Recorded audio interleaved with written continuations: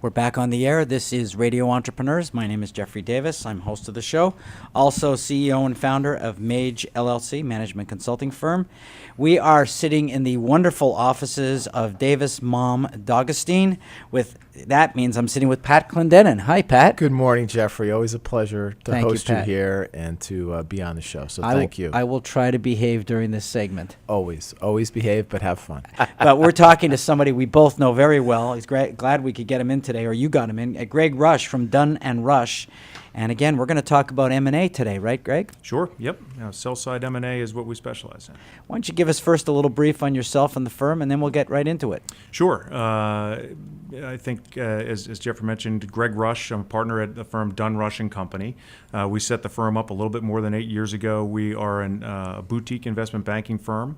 We're a broker-dealer, so there's lots of things that we can do, but we specialize in helping private companies and family-owned businesses, especially when they're looking to sell their company.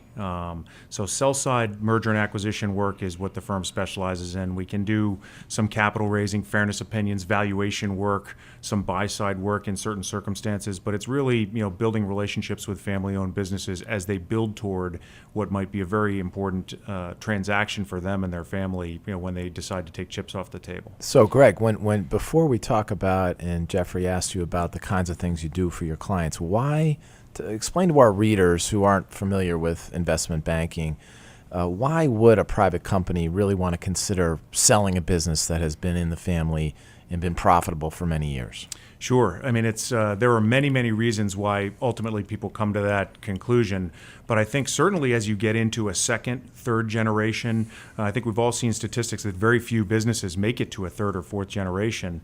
But as children and grandchildren and ultimately their kids become involved, or more the case, not involved in the company, it's harder and harder for the family to sort of keep sort of the continuity and the fairness, if you will, from the different generations. And it's a lot easier to carve up cash than it is to carve up sort of a legacy where you've got one child who's in the business and operating it at a certain level.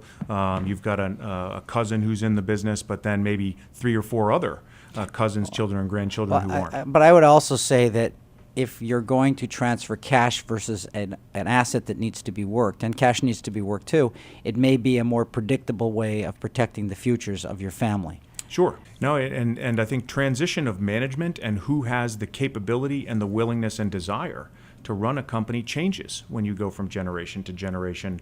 And I think the worst of outcomes for any family can be if you don't have the right leadership and the company suffers and its performance suffers and you lose the value for the entire family if it's not run by people that really enjoy doing it and are very good at doing it. And that can change as the generations come.